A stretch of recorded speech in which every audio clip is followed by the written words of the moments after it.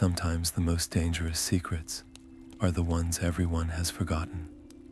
In the quiet halls of Rivendell, the elf Lord Elrond gathers his most trusted lore masters.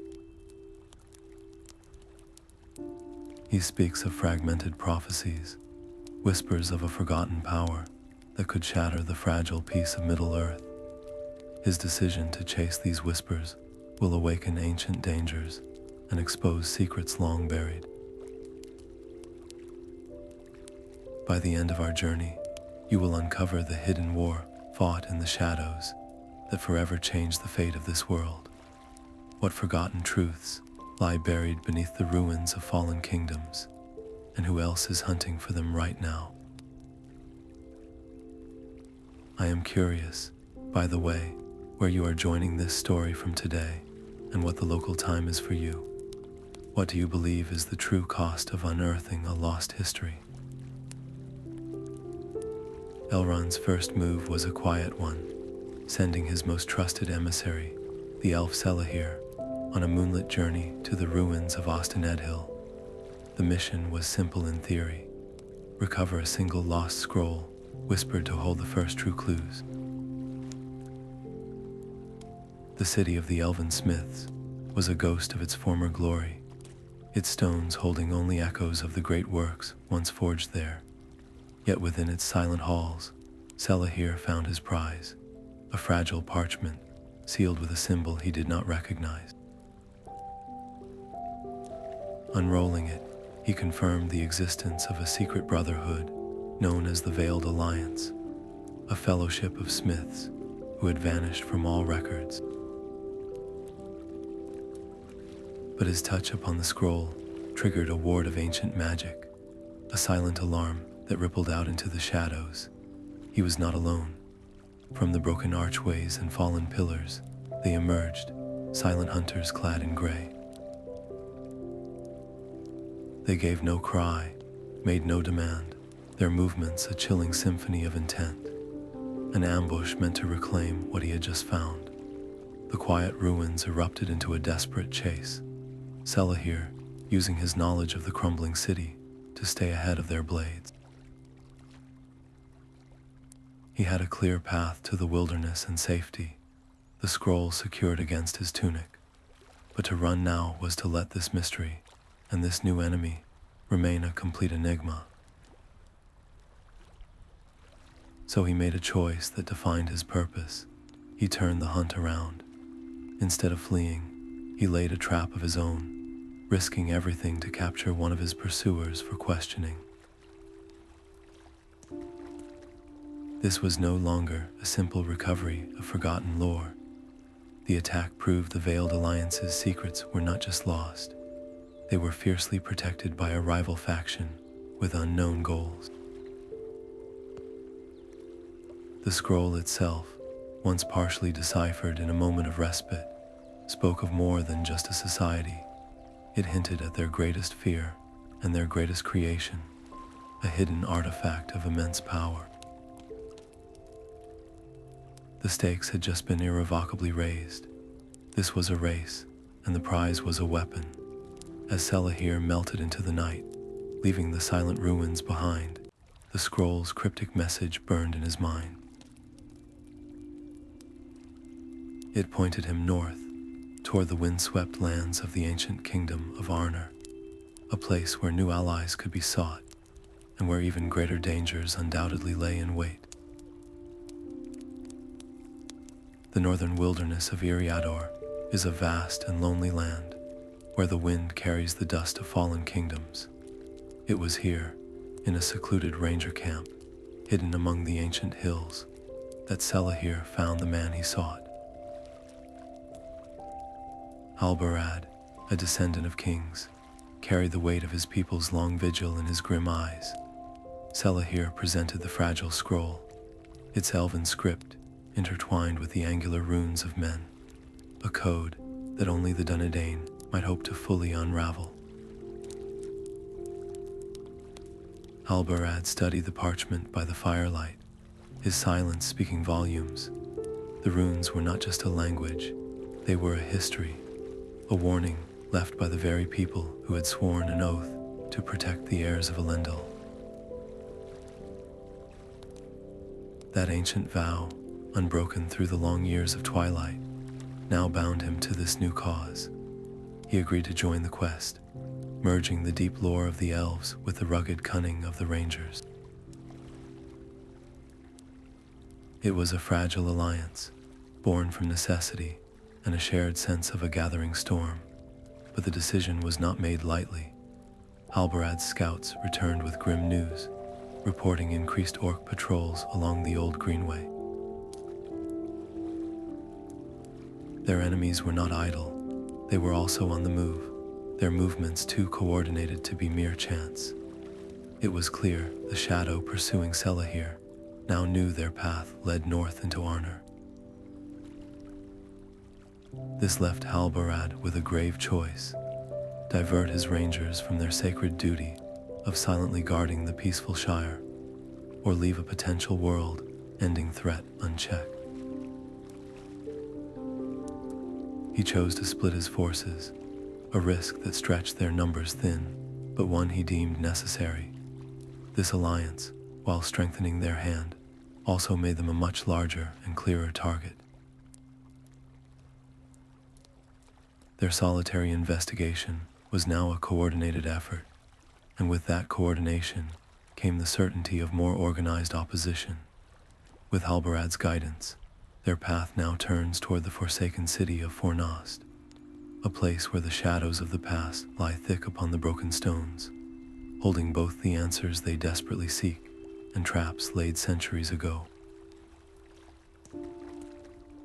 The ruins of Fornost were a graveyard of stone, where the wind moaned through empty windows like a dying king's lament. Guided by the scroll's cryptic map, Selahir and Halbarad descended into the darkness beneath the shattered throne room.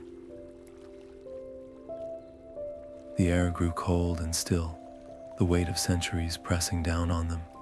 They found the hidden chamber exactly as described, a circular room untouched by the decay above, its walls carved with intricate patterns that seemed to shift in the flicker of their torchlight. At its center stood a single stone tablet, its surface covered in dense, angular script. This was the truth they had crossed half of Eriador to find. But as Halbarad began to read the ancient text aloud, a new sound echoed in the dark, the soft shuffle of feet on dusty stone. They were not alone. From hidden passages, figures emerged, their faces obscured by gray hoods and their eyes burning with a cold, fanatical light. These were the Shadow Binders, the descendants of the schism that shattered the Veiled Alliance long ago. The chamber, which they had believed was a forgotten secret, was in fact a guarded shrine. The ensuing fight was a desperate, close-quarters struggle in near-total darkness, blades ringing against old stone as the ancient chamber trembled around them. Halbarad saw their predicament instantly. They were outnumbered and trapped deep underground. With a sharp command, he ordered his rangers to form a rear guard, creating a wall of shields at the narrow entrance to the chamber. His decision was instantaneous, a sacrifice born of a lifetime of duty. He would hold the line, buying Selahir the precious minutes needed to transcribe the tablet's vital message. As the clash of steel and snarled curses filled the air, Selahir worked furiously, his stylus flying across a piece of parchment, copying the words that would change everything. The tablet did not speak of a weapon of war, but of a key, a means to unlock a hidden realm of pure knowledge, a library of all that was and could be. The Veiled Alliance had sought to protect this truth, while the Shadow Binders craved to wield it, to bend the future itself to their will, and the cultists' fierce, unwavering defense of this place was the final, terrifying proof. Their enemy was not just hunting for the key, they were on the verge of finding it. With the last symbol copied, Selahir signaled his readiness. Halbarad's men fought a desperate retreat back through the crumbling halls, the vengeful cries of the Shadowbinders echoing behind them. They escaped into the pale dawn, their mission a success, but their world feeling infinitely more perilous. The final line Selahir had transcribed was a riddle, a verse pointing away from the northern wastes and toward the vast, open plains of the south. Their path now led to the Gap of Rohan and to the Horse Lords whose legends might hold the next piece of the puzzle. The wide plains of Rohan stretched before them like a great green sea, a land where the legends of men were written in the thunder of hooves. In the golden hall of Medjuseld, King Fengorn received them with a gaze as hard as flint. His court, a proud assembly of warriors, watched the elf and the ranger with open suspicion. Selahir spoke of ancient alliances and forgotten threats, but the king's trust was not given with words. To earn an audience with the Mir-a's guardians, the secretive brotherhood that had protected the lore of the Horse Lords since the days of Eorl himself, they would have to prove their honor in the Rohirrim's own way.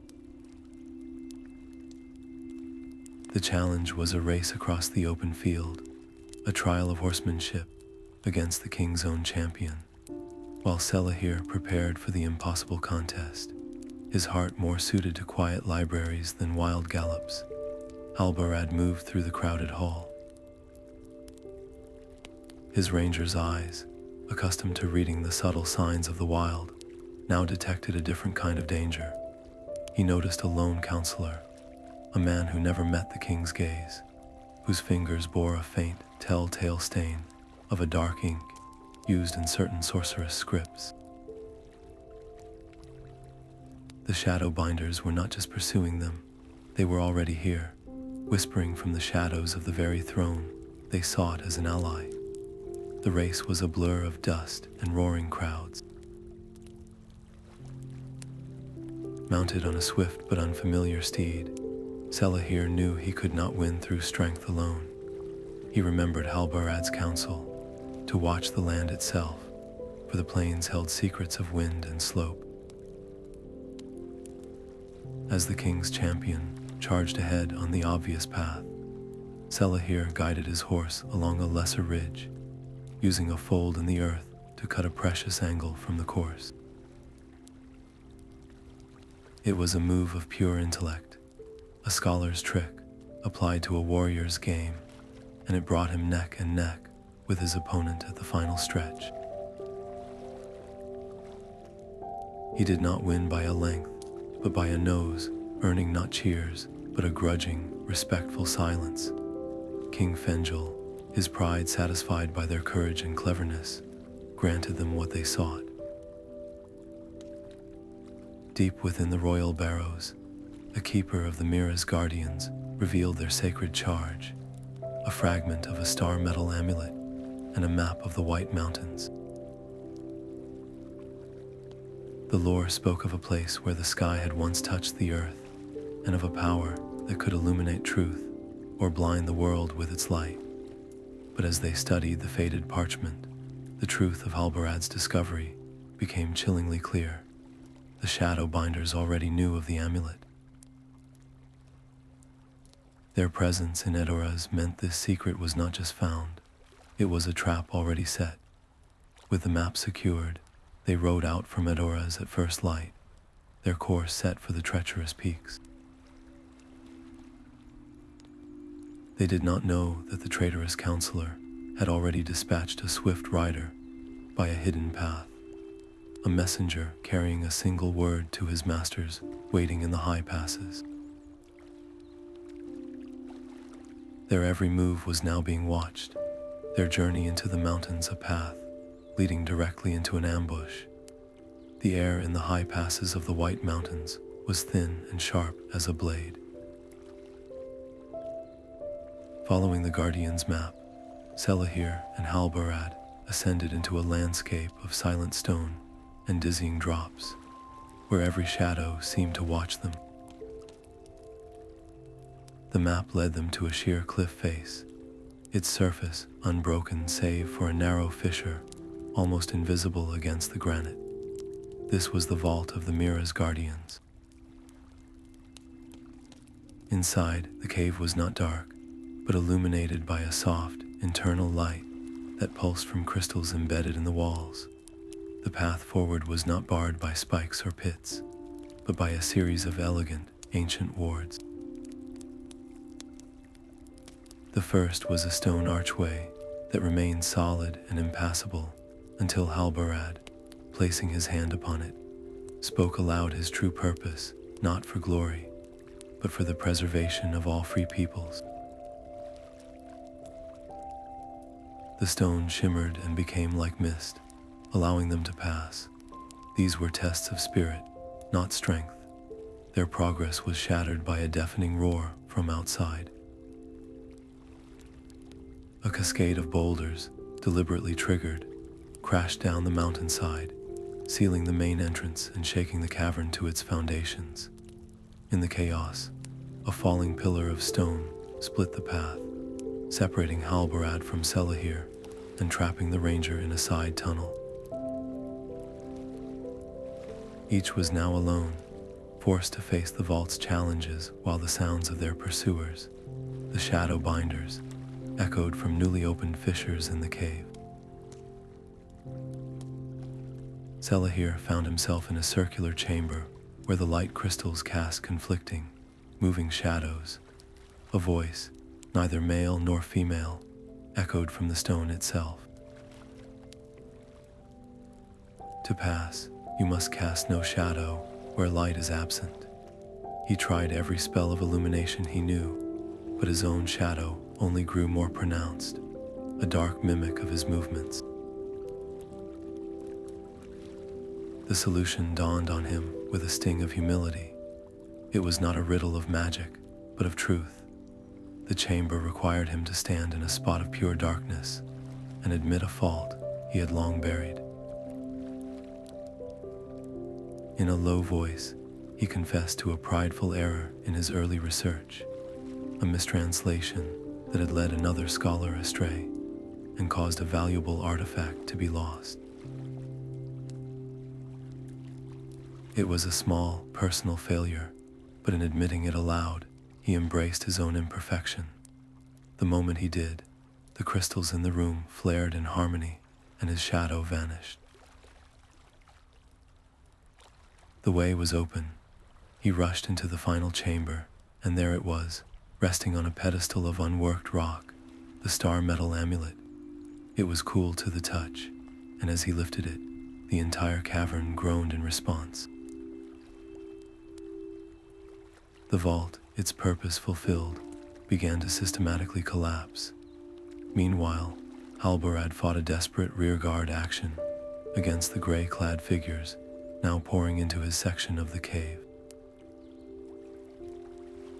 In the frantic skirmish, the leader of the band barked an order in the flowing tongue of the elves, his hood falling back for a single, revealing instant. Halbarad saw a face of ageless beauty, but with eyes burning with a cold and familiar fanaticism. The enemy was not just a faceless cult. It was led by one of Selahir's own kind, a renegade elf who had turned his centuries of knowledge toward a dark purpose. This conflict had just become deeply personal. Battling through falling rock and clashing blades, Halbarad fought his way to Selahir, and together they fled the crumbling vault. The amulet secure, but the weight of this new revelation heavy upon them. They emerged on the eastern slopes, the air thick with the scent of pine and ancient soil. Below them lay the vast, brooding canopy of Fangorn Forest, a place where the amulet was said to hum with a power as old as the roots of the world.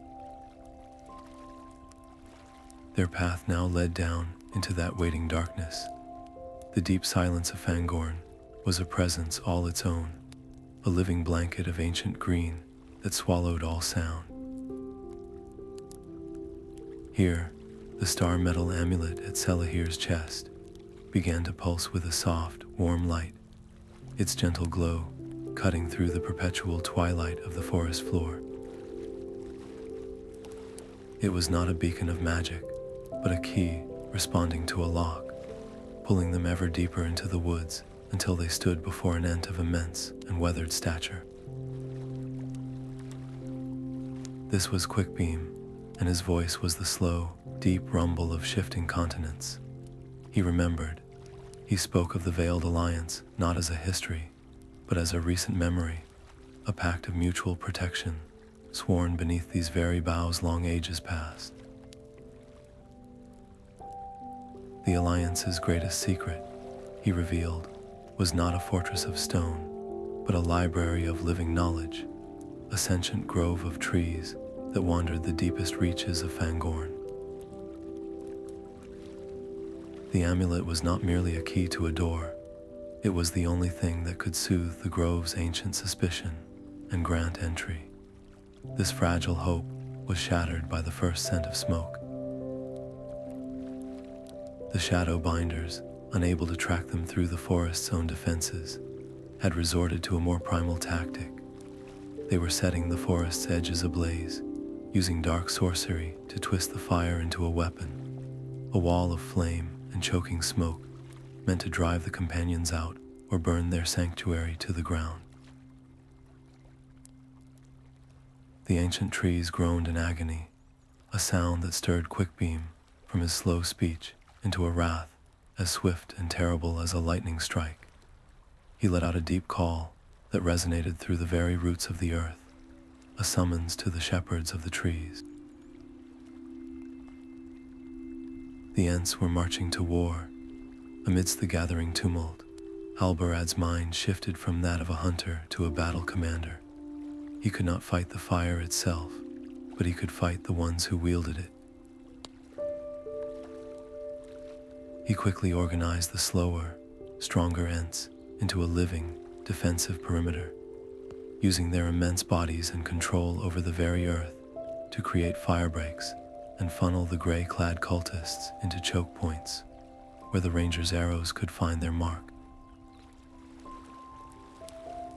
It was a desperate, unorthodox alliance, a dance of slow, powerful roots and swift, mortal blades. While Halbarad directed the defense, Selahir stood with Quickbeam, the glowing amulet held between them. Its light now projected a faint, shimmering map onto the bark of the ancient Ent's hand, a path only he could read, leading to the heart of the wandering grove. The stakes were no longer just about a hidden library. Quickbeam's words echoed in the smoky air. The library held the location of the gateway to the hidden realm of pure knowledge. The shadow binders were not just seeking to enter. They were willing to obliterate one of the oldest living things in Middle-earth to seize that power. This was no longer a quest. It was an ecological catastrophe in the making, as the thunderous footsteps of the Ents shook the ground and held the line against the advancing fire. Selahir and Quickbeam finally reached the edge of the sentient grove. The trees here were taller, their leaves whispering secrets in a language lost to all but the eldest of their kind. But a single, ancient Huorn, black and gnarled, and radiating a palpable sense of menace, barred the path into the grove's shimmering center. It did not demand a test of strength or a password. It required a price for passage, a sacrifice of memory. To step forward, Selahir would have to willingly offer up a treasured recollection, allowing the forest to consume it forever. The ancient Huorn stood silent and immovable, its gnarled branches seeming to absorb the very light around it. Its demand echoed not in the air, but directly within Selahir's mind, a single, immovable thought. Passage requires a memory, a treasure from your long life, given freely and forgotten forever. Halbarad offered a soldier's memory of a hard-won victory, but the Huorn remained unmoved. It desired something purer, a moment of untainted joy. With a steadying breath, Selahir stepped forward. He closed his eyes and reached into the vast treasury of his elven spirit, selecting a single, brilliant gem. It was the memory of the first time he had ever seen the two trees of Valinor in legend, a vision of such sublime light and music that it had shaped his very soul. He offered it, feeling the essence of that joy drain from him, leaving behind only the cold, hollow knowledge that something priceless was now gone. The Huorn shuddered, and its branches slowly drew apart, opening a path into the shimmering heart of the grove. Inside, the air hummed with a chorus of whispers. The living library was not made of parchment and ink, but of trees whose leaves rustled with the entire recorded history of the Veiled Alliance.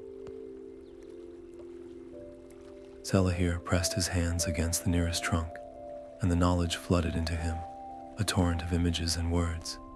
He saw the Alliance's founding, a pact between elven smiths and Dunedain lords to guard a terrible truth, the location of a gateway to a realm of pure thought, a place where reality itself could be rewritten. But the influx of knowledge was jarring, his mind now scarred by the empty space where his most cherished memory had been. He felt unmoored, his usual clarity replaced by a profound and aching vulnerability. The thunder of the Ents battle outside grew suddenly closer. A section of the outer tree line exploded inward, splintered by a concussive blast of dark sorcery. Through the breach strode the gray-clad cultists, and at their head was the renegade elf, Morwen. Her eyes, once likely filled with the same starlight as his own, now burned with a cold and fervent purpose. She ignored Halbarad and the rangers, her gaze fixed solely on Selahir. "You feel the emptiness, do you not?" she said, her voice a silken poison. "That hollow ache where your joy once lived. I can give it back to you. Join me, and we will not only restore what you have lost, we will use the power beyond the gateway to craft a world without such pain, a world of perfect order." Her words were a weapon aimed directly at his newfound weakness, a promise to suture the wound he had just willingly inflicted upon himself. For a terrifying moment, the temptation was a physical weight. But as he looked at Morwen, he saw not a savior, but the final, tragic proof within the library's flowing knowledge. She had not always been a monster.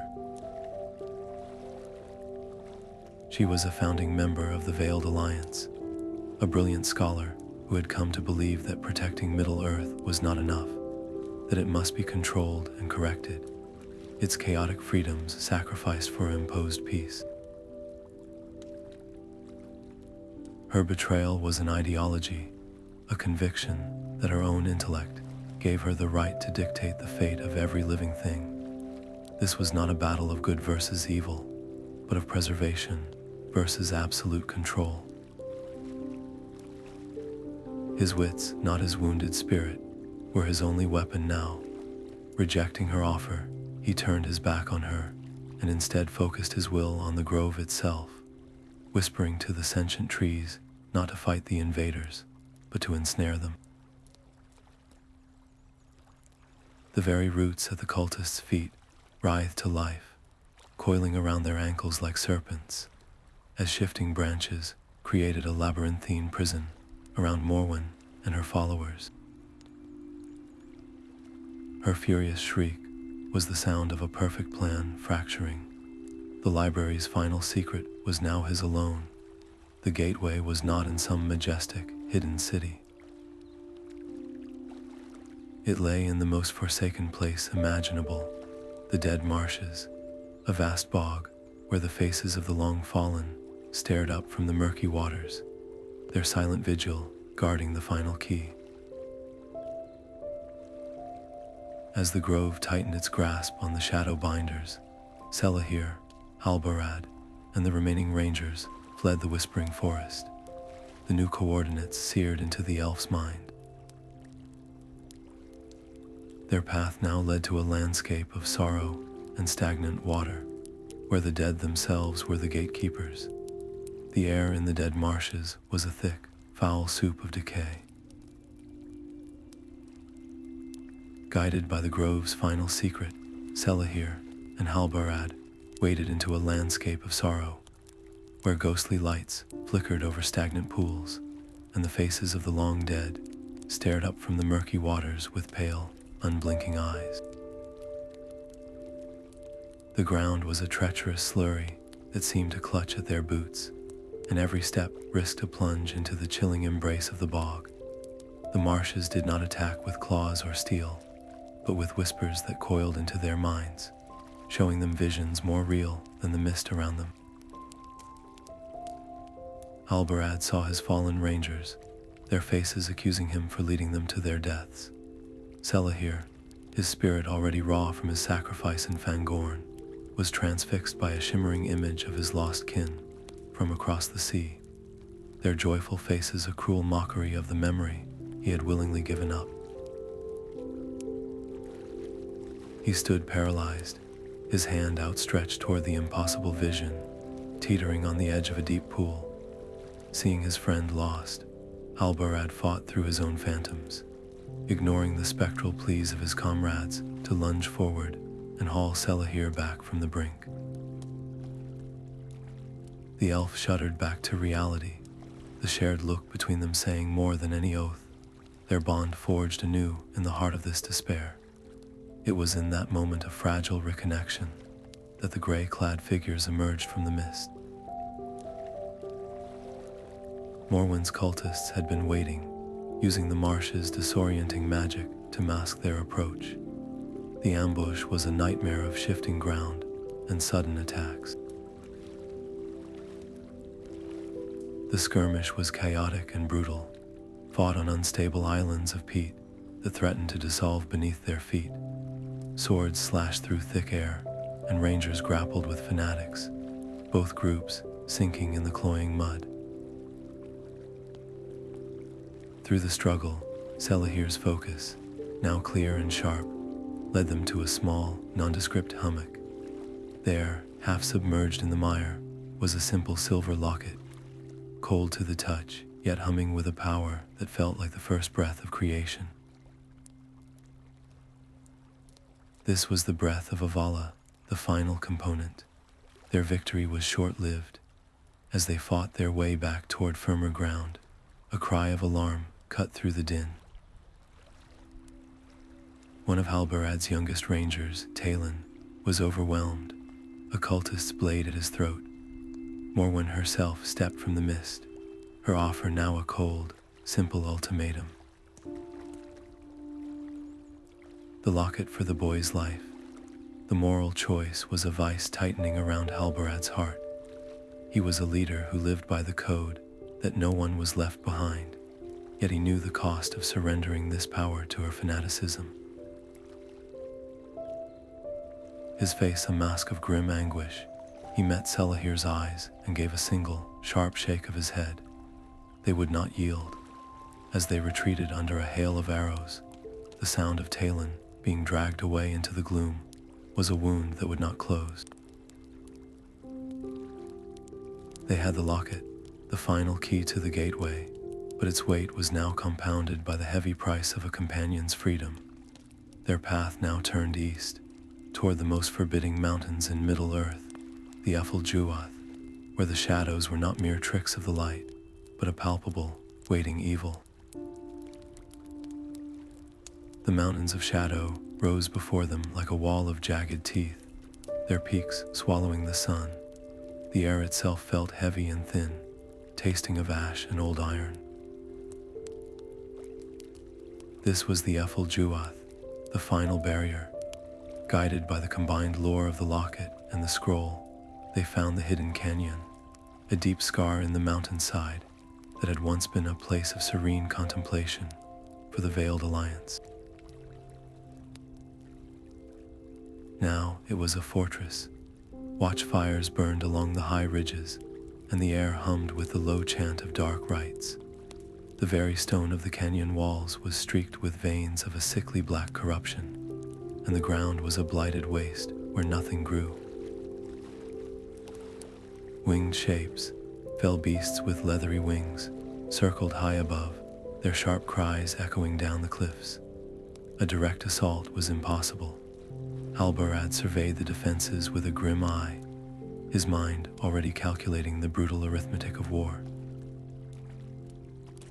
He would lead his rangers in a full, frontal diversion, a noisy, desperate attack on the main entrance to draw every available cultist to the outer wall. In the chaos, Selahir, armed with all 3 artifacts, would use his elven stealth to find another way in, a forgotten path noted on the ancient scroll. The plan was set, a desperate gamble. The Rangers' attack was a storm of shouted challenges and flashing steel, perfectly drawing the enemy's gaze. Selahir melted into the shadows of the canyon wall, finding the narrow fissure he sought. But as he prepared to slip inside, a cold voice rang out from the fortress gate. Morwen emerged, and with her, she brought their captured ranger, Talon.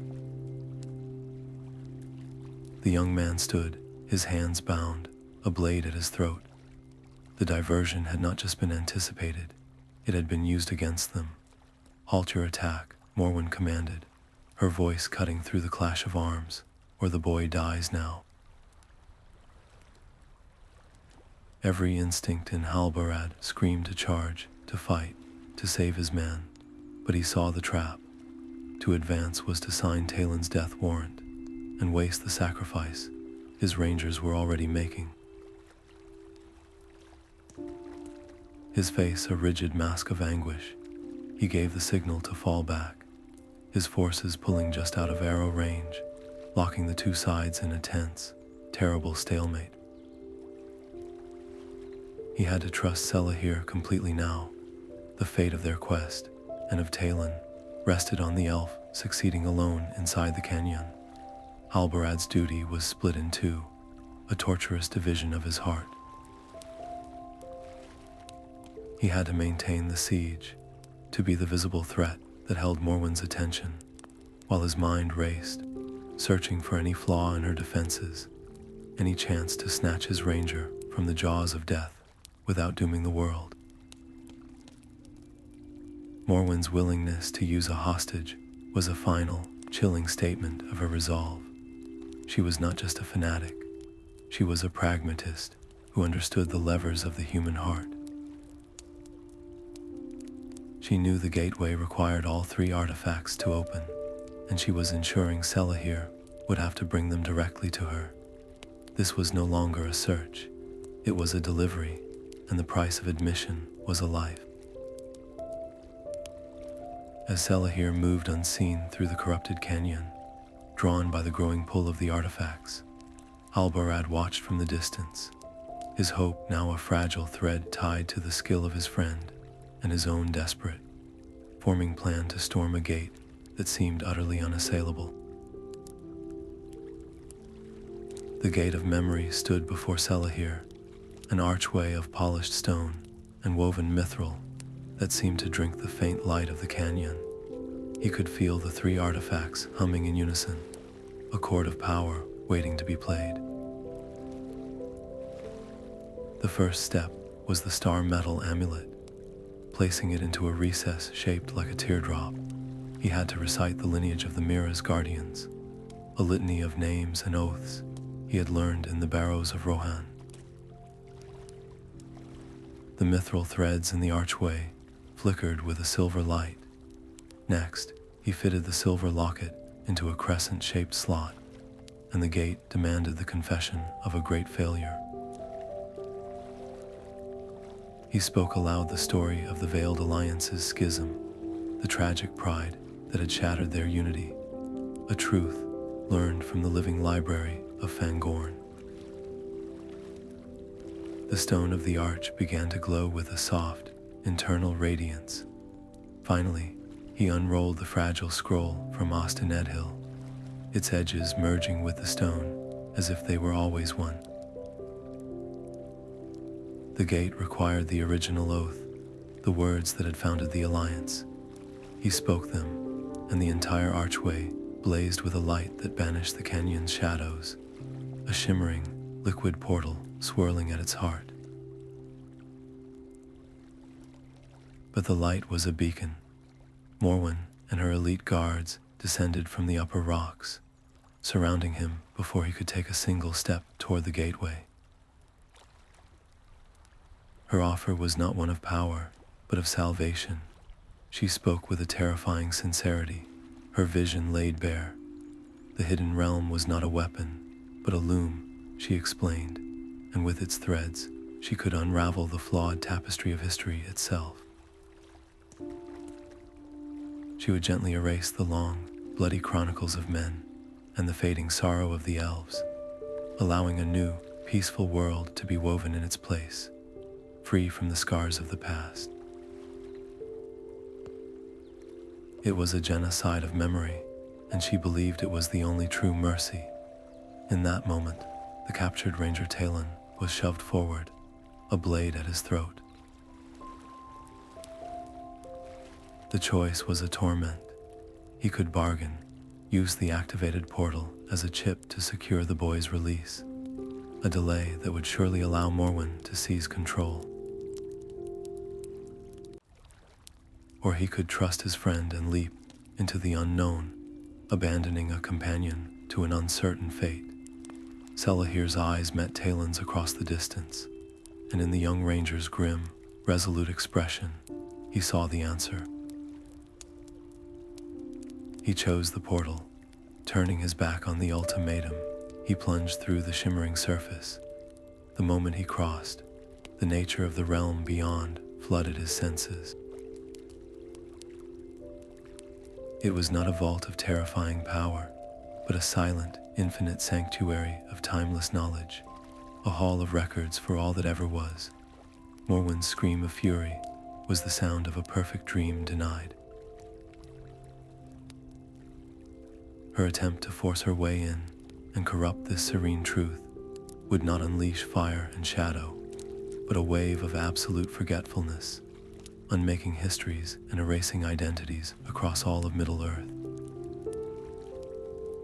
As the portal wavered from her assault, a clamor of shouts and clashing steel erupted from the canyon entrance.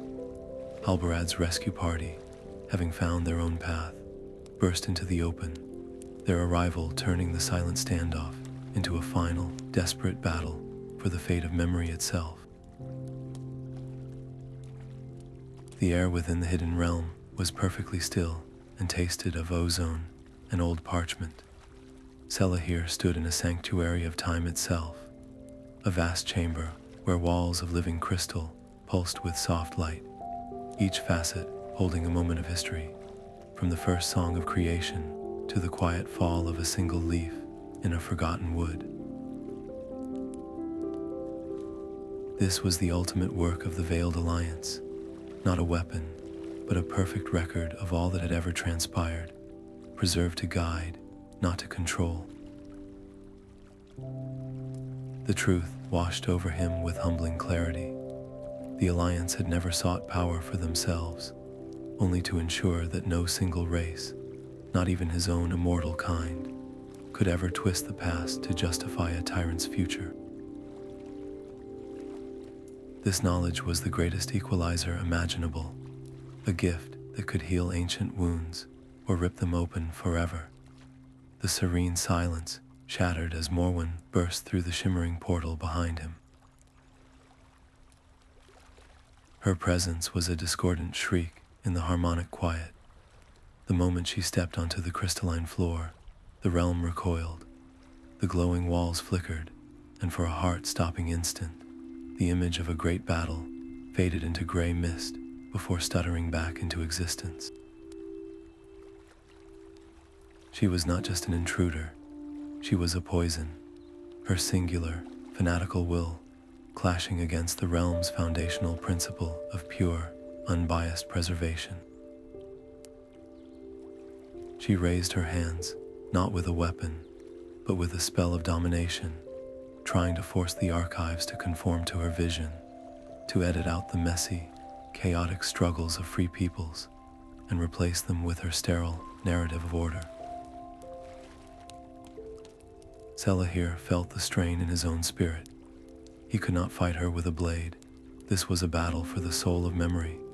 He had to become a guardian, using his deep lore not as a collection of facts, but as a shield. He focused his will, his voice a calm counterpoint to her furious whispers. He did not shout, he recited. He spoke the true name of the first king of Númenor, and the crystal, holding that history, flared with renewed brilliance, resisting her attempt to blur its details. He recounted the complex, flawed, but ultimately noble founding oath of the dwarven kingdoms, and another section of the wall solidified, its light steadying. It was a desperate, intellectual duel, a race to reinforce the truth faster than she could unravel it. Outside, the sounds of fierce combat echoed faintly through the sealed gateway. Albarad and his rangers had secured the canyon entrance, cutting down the cultists who tried to follow their mistress, but they could only watch the shimmering portal, helpless. They saw the light within flicker and dim with each of Morwen's assaults, a visible sign of the battle they could not join.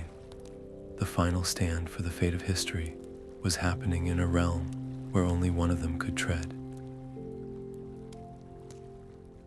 The stakes were no longer about a single life or even a single war. With every memory that flickered, a piece of the world's identity wavered. If the last alliance faded, who would remember why it was fought? If the fall of Arnor was forgotten, what would stop a new shadow from rising in the same way? Morwen was not trying to destroy the library. She was trying to become its sole author, and in doing so, she would unwrite the very struggles that defined courage, sacrifice, and freedom. The realm itself began to groan, fine cracks appearing in the crystalline floor as Selahir fought to hold the line, his mind the only bulwark against a tide of absolute forgetfulness. A single, flawless crystal pulsed at the center of the sanctuary, its light the steady heartbeat of all history.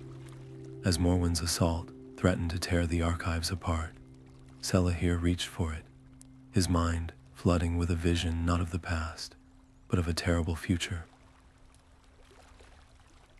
He saw a world where Beren never braved the terrors of Angband for love of Lothlórien, their great sacrifice simply erased from existence. In its place, a cold, efficient tyranny reigned, a society without heroes because it had no need for them, a hollow peace built on the graves of forgotten courage. This was the ultimate consequence of her dream, a world where control had extinguished the very spark that made life worth living. The projection washed over Morwen, and for the first time, her fanatical certainty fractured. She saw the sterile, joyless landscape her mercy would create, and a tremor of profound horror shook her. But her hesitation was a signal her lieutenants had been waiting for. These were not idealists, but opportunists who craved the power she promised. Seeing their leader falter, they turned on her, their blades now aimed at the central crystal itself, intent on seizing its raw potential for their own brutal purposes. In that shattered moment, Selahir faced a choice defined by the very history he was protecting. He could let them destroy Morwen, or he could offer a hand to the architect of all this chaos. His decision was instantaneous. He shouted a warning and moved to defend her, creating an unthinkable, temporary alliance against the common threat. The fight was a whirlwind of clashing steel, and deflected spells around the fragile heart of the realm. Morwen, her conviction broken, fought with a desperate, ragged fury, not for her dream, but in horrified atonement. Together, they managed to drive the traitorous lieutenants back, their combined efforts a fleeting harmony of former enemies. But the damage was done. The assault had sent deep cracks, racing through the central crystal, and the entire sanctuary groaned, its light flickering like a dying star. Selahir knew the truth immediately. The realm was collapsing, and its destruction would not be a quiet end. The backlash would unleash a wave of pure forgetfulness, wiping the memories of every soul in Middle-earth, leaving kingdoms and families as strangers to themselves. There was only one way to prevent the cataclysm. The vast essence of the sanctuary had to be anchored, not in a fragile crystal, but within a living consciousness, a single mind that would become the sole vessel for all of recorded time. It was a permanent, unimaginable burden, a sacrifice that would forever separate the bearer from the simple joys of a single life. The fate of every memory now rested on who would be willing to carry that endless weight. The choice was his, and his alone. Selahir did not hesitate. He stepped toward the fractured heart of the sanctuary, placing his hands upon the shuddering crystal. "I will bear it," he said, his voice calm and final. A light of impossible brilliance erupted from the stone, flowing into him, through him. He felt the entire weight of time pour into his spirit, every joy and every sorrow, every king's coronation, and every peasant's quiet laugh. The sanctuary stabilized, the cracks sealing as the realm anchored itself not in stone, but in his elven consciousness. But the cost was absolute. He could feel his connection to the living world outside stretching thin, then snapping. He was now the keeper, a living archive forever bound to this silent hall, his own personal memories and desires subsumed into the vast, humming ocean of history. He had saved every story, but would now live outside of all of them, a guardian in eternal, profound solitude. From the gateway, Halbarad watched his friend's form become less solid, more like a figure woven from light and memory. The ranger's hand, which had gripped his sword so tightly moments before, fell slack at his side. There was no enemy left to fight, only a truth to accept. His mission was no longer to acquire a weapon or find a key, but to carry a message, to ensure the world understood the true, selfless purpose of the Veiled Alliance. He would have to teach where others had sought to control.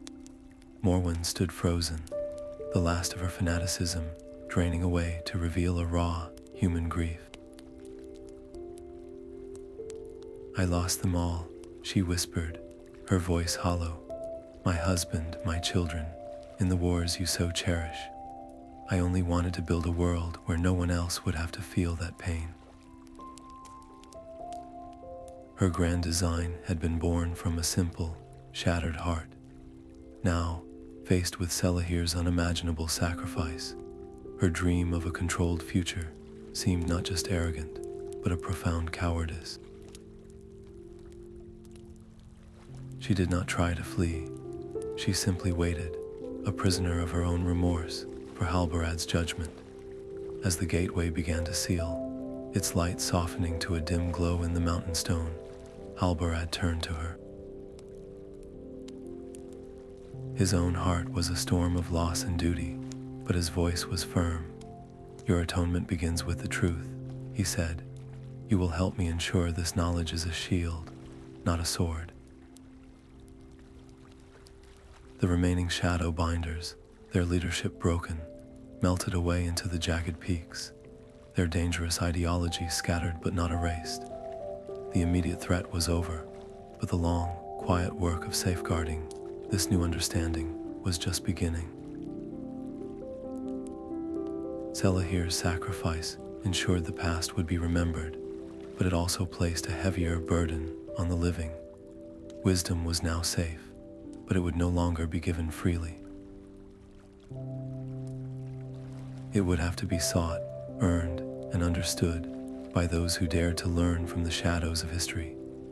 The halls of Rivendell felt different upon Halbarad's return, their timeless peace now shadowed by a profound and costly victory. He stood before Elrond, the captive Morwen at his side, and delivered his full account. He spoke of the living library of Fangorn, the Star-Metal Amulet of the Mir-as, and the ultimate sacrifice in the mountains. He told them of Selahir, who had become the silent, eternal keeper of all that was, a living monument to the true purpose of the Veiled Alliance. In response, emissaries from the very societies that had aided the quest gathered in the quiet chambers, the Ents, the Mir-a's guardians, and the Dunedain, uniting in a way they had not for an age. From this alliance, Elrond forged a new covenant, the Guardians of the Chronicle, a council dedicated to ensuring such a threat would never rise from ignorance or corrupted history again. But unity did not mean agreement. The first meeting of the council erupted into a storm of conflicting philosophies. The representative of the Mir-a's guardians argued for absolute secrecy, fearing that any fragment of the knowledge Selahir now guarded could become a weapon in the wrong hands. The elf lords of Rivendell largely agreed, their long lives having taught them the dangers of handing profound truths to short-lived, ambitious races. Yet Halbarad, newly appointed as the voice of the Dunedain, stood firm against this. He had seen the cost of secrets, and he had felt the hollow ache of a world that had forgotten its own past. He pushed for a middle path, a system of hidden archives scattered across Middle-earth. These would not be fortresses of lore, but testing grounds of character, designed to be found only by those who had already proven their worth through selfless deeds and a genuine thirst for wisdom. It would be a way to guide, not to control. The stakes of their decision were immense, shaping the very fabric of how future generations would understand their world. Would this knowledge, carefully meted out, become a thread that bound the free peoples closer together, helping them recognize old dangers in new guises? Or would it inevitably create new schisms, new cults like the Shadowbinders, born from those who felt excluded from this sacred truth? The council's debate was a microcosm of the conflict they had just survived, the eternal tension between the safety of silence and the perilous hope of enlightenment. As the first accords were finally struck, a fragile compromise favoring Halbarad's vision, he looked out from a balcony over the Twilight Vale. The immediate shadow had passed, but he knew this was not an end. It was the beginning of a longer, quieter war, a perpetual vigil against the darkness that dwells not in monsters, but in forgotten truths and the pride of those who would rewrite them. The world was safe, for now, but its memory now required guardians as vigilant as any knight. The ceremony in Rivendell was a quiet affair, witnessed only by the ancient stones and the starlight. There were no grand pronouncements, only the soft murmur of vows exchanged between the representatives of the Ents, the Mir-a's guardians, and the Dunedain. An Ent offered a single, living seed from the heart of Fangorn. A rider of Rohan placed a braided horse, hair cord upon the table. Halbarad, for his people, laid down a broken Númenorian blade, its steel stained with the long years of his vigil. These were not mere symbols, they were promises. Each token represented a piece of the story they now swore to protect, creating a web of watchers that stretched from the peaceful Shire to the rising towers of Gondor. For the first time in an age, the secret societies of Middle-earth were not working in lonely isolation, but as a single, coordinated mind. This covenant meant that a whisper of danger in the northern wastes would find an answering echo in the southern plains, allowing them to confront threats with a wisdom drawn from every corner of the world. Yet even as the oaths were spoken, grim reports arrived from Halbarad's rangers. Whispers spoke of gray-clad figures regrouping in the harsh lands of the south, their purpose clear and brutal. They aimed to locate and burn the proposed hidden archives before a single scroll could be placed on a shelf. The Guardians' resolve was being tested before their ink had even dried. In the face of this imminent threat, Elrond presented Morwen with a choice. She could remain a prisoner of her past, or she could use her deep, intimate knowledge of the Shadowbinder's methods and strongholds to help dismantle the very organization she had built. The silence in the chamber was heavy as she weighed the offer. Her redemption would not be found in quiet contemplation, but in the dust and danger of the hunt. She chose the hunt. Her decision to guide the Guardians transformed their mission from a defensive reaction into a precise, targeted strike. They would not wait for the enemy to come to them. But the enemy, it seemed, had also found new leadership. The scattered remnants of the cult were not merely hiding, they were being gathered under the banner of a charismatic Southron warlord, a man who saw their fanaticism not as a philosophy, but as a perfectly disposable weapon for his own territorial ambitions. This was no longer a shadow war over forgotten knowledge. The stakes had just escalated into the realm of kings and conquests, linking the fate of hidden lore directly to the burgeoning political struggles that would one day define the War of the Ring. With their covenant sworn and their new path clear, Halbarad and Morwen prepared to journey south, their unlikely alliance heading toward the scorching sands of Harad, where the next chapter of their eternal vigilance would begin. The sun over Harad was a merciless white eye in a sky bleached of all color. Halbarad and Morwen found their allies not in a city, but in a network of hidden caves that smelled of dust and desperation. The local resistance was a ragged collection of farmers and herders, their lands slowly consumed by the expansion of Lord Azrath's war machine. Their leader, a weathered woman named Zara, confirmed their gravest fears. Azrath had not just allied with the Shadowbinder remnants, he had given them a purpose, a fortress, and an army of slaves. His prize was a stolen fragment of Veiled Alliance lore. A single page he believed described a weapon of unimaginable power, a sun staff that could scorch armies from the earth. He was using his new cultist allies to direct a massive excavation, tearing open the sacred desert in search of it. The consequence of his ambition was written in the deep, unnatural scars his diggers had clawed into the land, and in the hollow faces of the captured resistance, fighters dragged away to fuel his obsession.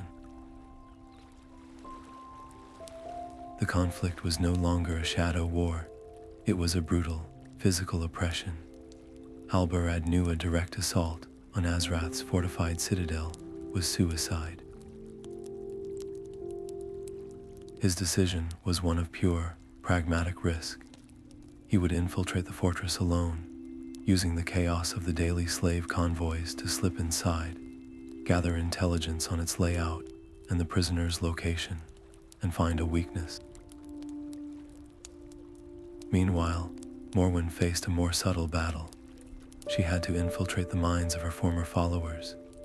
Using old codes and secret meeting places, she made contact with a disaffected cell of shadow binders, those who were growing uneasy, serving a mortal tyrant. Her most critical target was her former lieutenant, a man named Kalen. She found him not in a temple, but in a dusty tavern, his eyes haunted. He still believed in their original goal of a renewed world, and she used that. Her appeal was not one of force, but of painful empathy.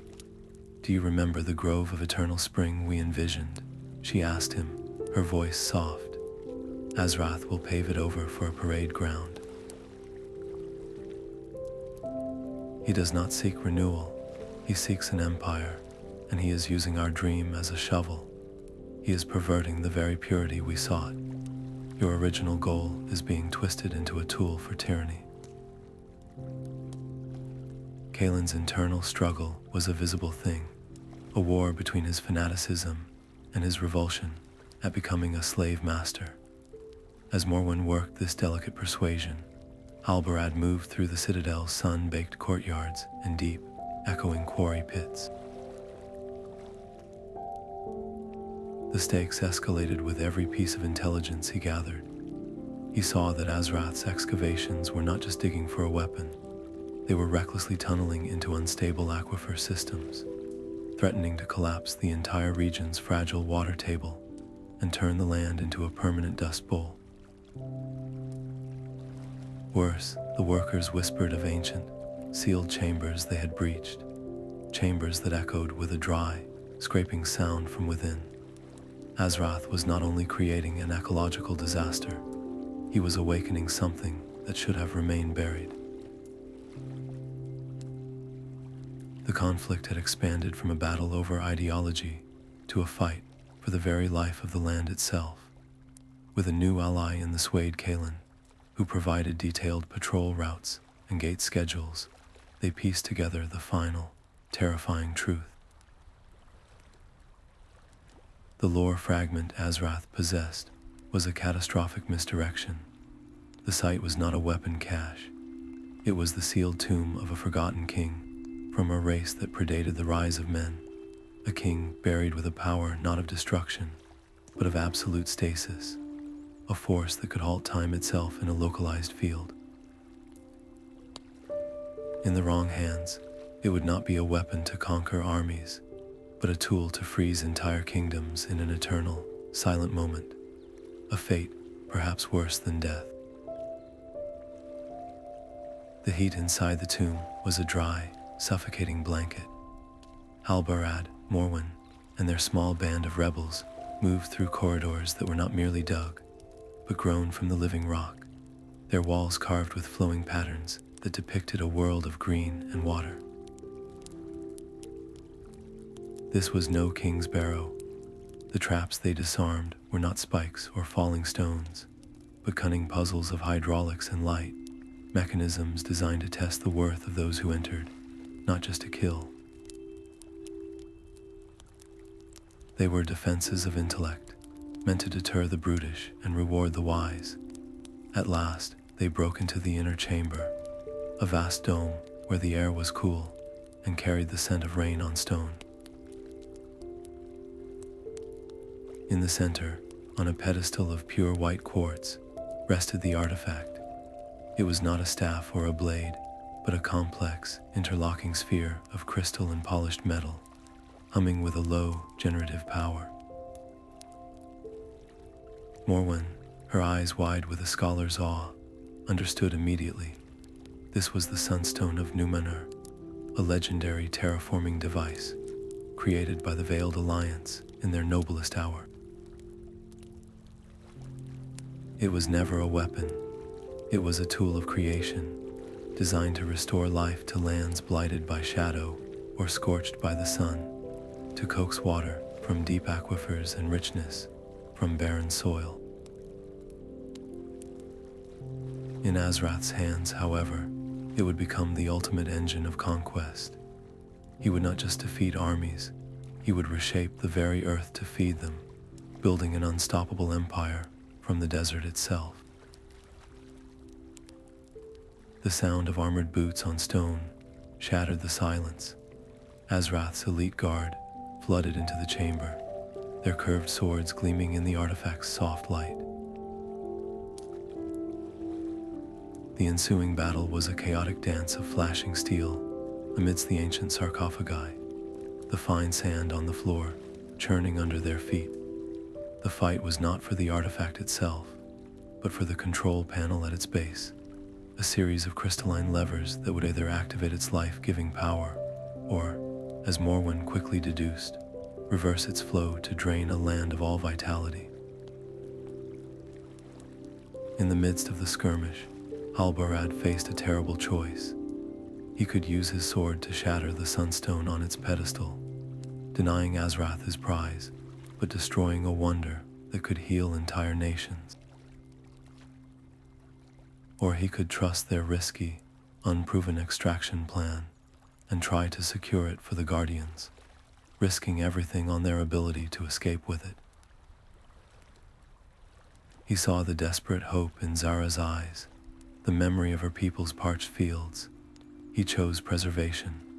"We take it with us," he shouted to Morwen over the clash of arms, trusting in the alliance they had forged. The decision made, their goal became a frantic race to defend the pedestal, while Morwen worked to safely disengage the Sunstone from its ancient housing. Just as her fingers found the final release clasp, a thunderous rumble shook the entire tomb. From a hidden gallery above, Azrath himself looked down, a sneer on his face, as he triggered a final, spiteful fail-safe. The great stone supports of the dome began to crack, and torrents of sand poured from openings in the ceiling. The tomb was collapsing in on itself. They had the artifact, but their planned escape route was now buried under a waterfall of crushing earth. Fighting through a storm of dust and falling debris, they fought their way back toward the surface, the world dissolving into chaos around them. They burst out into the blinding sunlight, coughing and staggering, only to find that their escape was a leap from one trap into another. Their allies awaited them, but their extraction plan was now a desperate, last stand on a crumbling ledge, with Azrath's entire army closing in from the desert below. The world dissolved into a roar of collapsing stone and choking dust.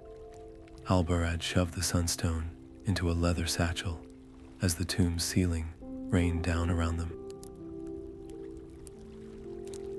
In the chaos, Morwen did not reach for a weapon, but for the artifact itself, her hands glowing with a faint, stabilizing energy. She channeled its dormant power not to create, but to protect, throwing up a shimmering, translucent dome of force that held back the worst of the falling debris just long enough for them to scramble through the widening fissures. Outside, the Resistance fighters laid down a furious volley of covering fire from the high dunes, their arrows creating a brief pocket of safety in the midst of Azrath's converging army. Their escape was a desperate, stumbling run into the blinding openness of the desert, the satchel holding the sunstone feeling impossibly heavy, but their freedom was measured in heartbeats. The thunder of hooves soon echoed their own frantic footsteps as Azrath's cavalry, swift and relentless, took up the pursuit. The running battle that followed was a test of sheer endurance under the hammer of the sun. They fought in retreat, a desperate rearguard action, where every dune crest offered a fleeting vantage point, and every moment brought another wave of lancers.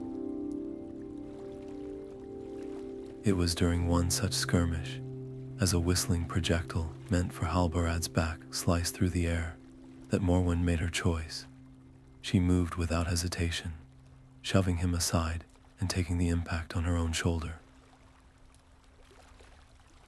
The wound was deep, and she staggered, her face paling instantly. Their flight was no longer just a race, it was a rescue.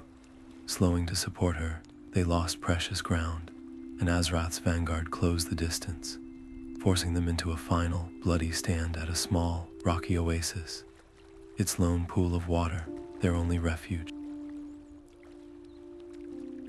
Gasping in the scant shade, Halbarad faced a commander's nightmare. They were wounded, outnumbered, and trapped. To fight was to die. To run was impossible. His eyes fell upon the leather satchel, and a wild, desperate gamble formed in his mind. The artifact was a tool of life, of growth. Could its nature be trusted? He made the decision.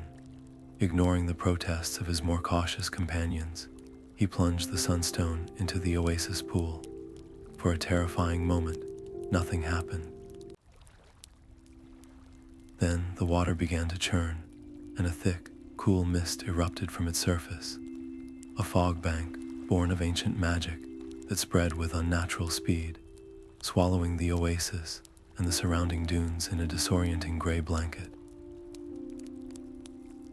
Azrath's ordered ranks dissolved into confusion as his soldiers, blinded and their shouts muffled, stumbled into each other in the sudden whiteout. It was a tactical miracle, but a fragile one. Halbarad had gambled everything on the artifact's core purpose being benevolent, and for now, that trust had paid off. The loss of the Sunstone would have been a catastrophe beyond any single battle. In Azrath's hands, it would not just win wars, it would fuel an empire, turning his conquests into self-sustaining fortresses that could never be starved out. More dangerously, if he captured it from the Guardians directly, it would shatter the fledgling Covenant's credibility, proving their most sacred trusts could be stolen and perverted. Their entire mission would be seen as a failure before it had truly begun. Under the cover of the magical mist and the approaching night, the battered group slipped away, leaving the sounds of their confused enemy behind. But their victory was temporary. From the heart of the swirling fog, Azrath's vow carried on the dry wind, a promise of a hunt that would not end. His network of informants and allies stretched across the south, and he now knew the value of the prize he sought. The Guardians had escaped with the artifact, but they had also awakened a predator with the resources and the will to chase them to the very edges of the map. The journey back to the council felt like a pilgrimage, the Sunstone's gentle hum a constant reminder of the burden they now carried. Halbarad and Morwen stood before the assembled Guardians, the reclaimed artifact resting on the stone table between them. Halbarad did not speak of it as a trophy of war, but as a promise. He argued that its true power lay not in being locked away, but in being used to heal a wound in the earth itself.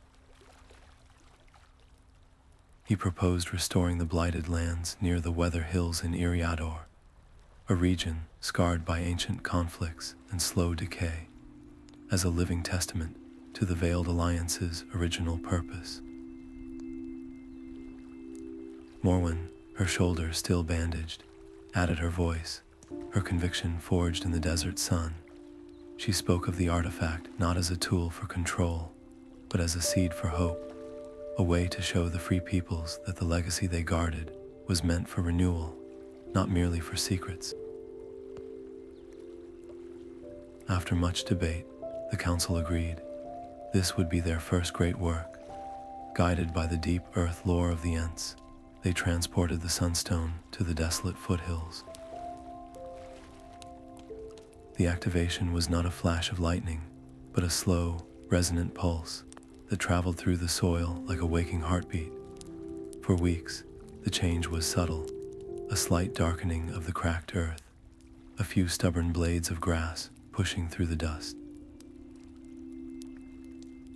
But then, Small springs, long dry, began to weep fresh water. Hardy shrubs took root, and the air itself began to lose its bitter edge. Hunters and shepherds from nearby settlements, who had long avoided the dead lands, came to watch the miracle unfold. They saw not magic, but life returning, and they offered their hands to the work, joining the rangers and Ents in tending the newborn groves. This fragile hope became a target. Shadowbinder loyalists, enraged by Morwen's defection and the perversion of their grand design, struck at the Restoration's heart. They did not attack the main camp, but sabotaged the artifact's focal points, the carefully placed stones that channeled its generative energy through the land. Overnight, the new growth began to wither, the springs faltered, and the soil hardened once more. The Guardians were suddenly in a race against a spreading ecological collapse, forced to defend a sprawling, vulnerable site. As rangers and local volunteers fought skirmishes with the saboteurs among the newly greening hills, Morwen knew this was a battle she alone could win. The sabotage was a perversion of the very rituals she had once taught her followers. She retreated to a quiet tent, surrounded by texts and star charts, and devised a counter-ritual, a harmonic resonance designed not to destroy, but to cleanse, to untangle the dark knots the loyalists had tied in the land's energy. Performing it required her to stand at the central focal point, utterly vulnerable, channeling a power that sought to reject her. As she began the chant, the air crackled with opposing forces. Her voice never wavered, and when the ritual reached its climax, a wave of pure, clear light washed over the hills, neutralizing the sabotage. The land sighed in relief, the green returning with renewed vigor. In that moment, the last vestiges of suspicion from her new comrades melted away. Her redemption was sealed not with words, but with a selfless act that saved the very future they were building. The success at the Weather Hills was more than an ecological victory. It was a political one. The restored land stood as undeniable proof of the Covenant's benevolent purpose, attracting new allies and strengthening their influence across Eriador. Yet this visible success drew other, more powerful gazes. Rumors of their work reached the White Council, and while some, like Elrond, saw its value, others grew deeply concerned. The regulated Order of the Wise now sought to oversee and potentially restrict the use of such potent artifacts, fearing the chaos that could follow if their knowledge became too widespread. As the first true flowers bloomed on the Weather Hills, a messenger from Rivendell found Halbarad. The scroll he carried bore Elrond's seal and spoke of a different kind of shadow. Strange whispers were spreading through Mirkwood, tales of a new cult that spoke of purging the forest of its weakness, their rhetoric a chilling echo of the Shadowbinder's ideology. The war for memory had found a new, fertile ground in the east. Mirkwood's gloom was a living thing, a deep emerald twilight that choked the sun and filled the air with the scent of damp rot and unseen blossoms. Halbarad and his rangers moved with a silence born of the northern wilds, but this forest had its own ears. King Thranduil's plea had been urgent, a warning of whispers and twisted songs echoing under the ancient boughs. They did not have to search for long. The cult, who called themselves the Twilight Weavers, had made their presence a blight upon the wood itself. In a clearing that should have been vibrant with life, the rangers found trees whose bark was streaked with oily black veins, their branches contorted into agonized shapes. Squirrels with milky, unseeing eyes chittered warnings to unseen masters, and vibrant, carnivorous flowers now snapped at the air with a malevolent hunger. The weavers were not hiding. They were remaking the forest in their own image, using corrupted versions of the very veiled alliance rituals meant to nurture and protect. Their stronghold was a forgotten elven outpost, its elegant arches now draped in thorny vines that seemed to pulse with a dark rhythm. The forest itself turned against Halbarad's team. A path that seemed clear moments before would suddenly sprout grasping roots, and a beautiful, bell-shaped flower would release a paralytic pollen cloud. The most effective trap was one of pure enchantment.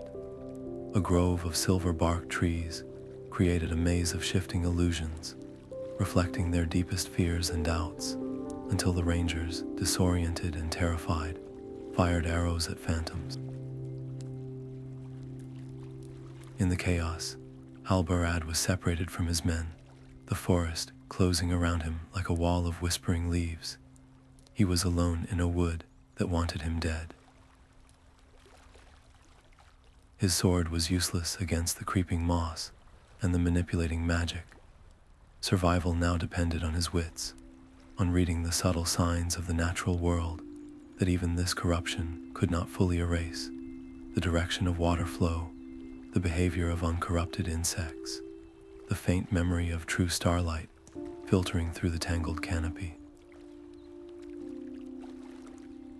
His immediate choice was a commander's torment. He could press on, using his hard-won solitude to track the Weaver's leader to his lair, or he could risk his own capture to find his scattered rangers. The mission demanded speed, but the man demanded loyalty.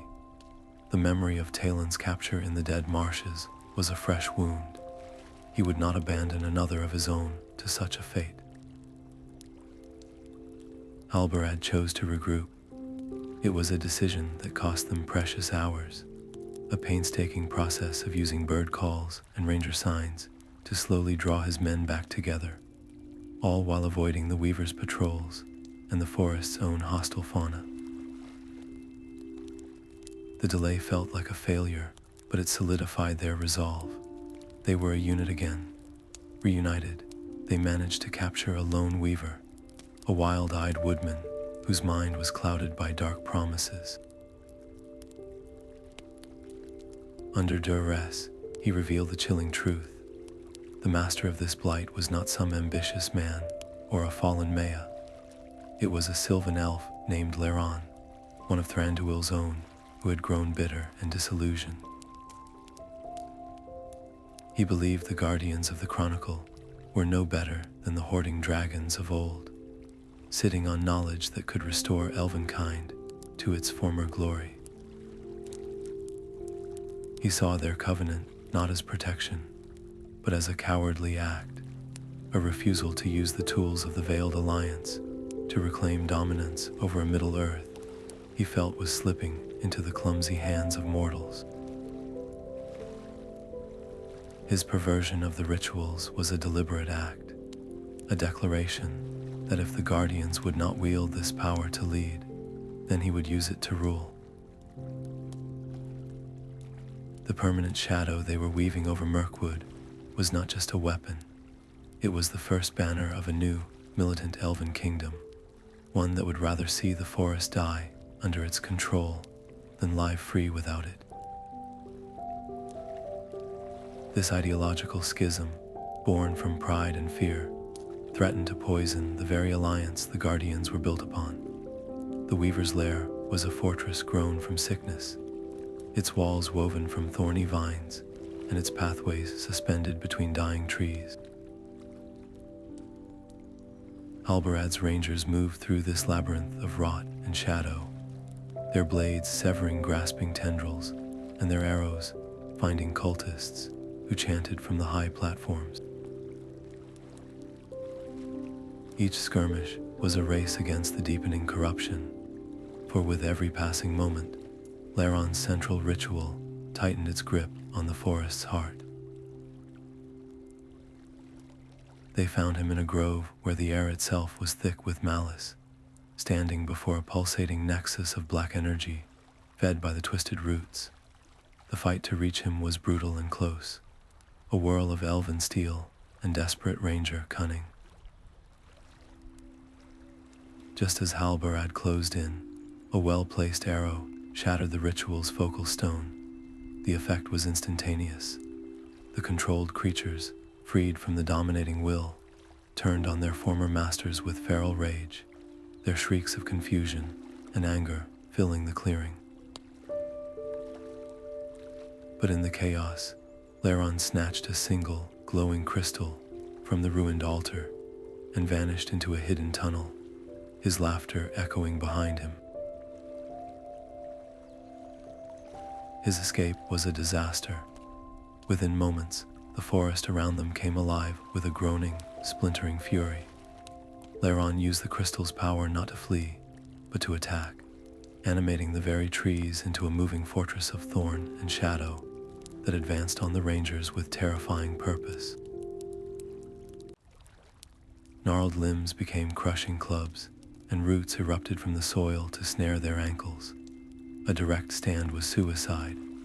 Halbarad, his mind clear amidst the turmoil, made a swift decision. He ordered a full, fighting retreat, not toward the forest edge, but deeper into a specific, wide basin his scouts had noted days before. It was a calculated gamble.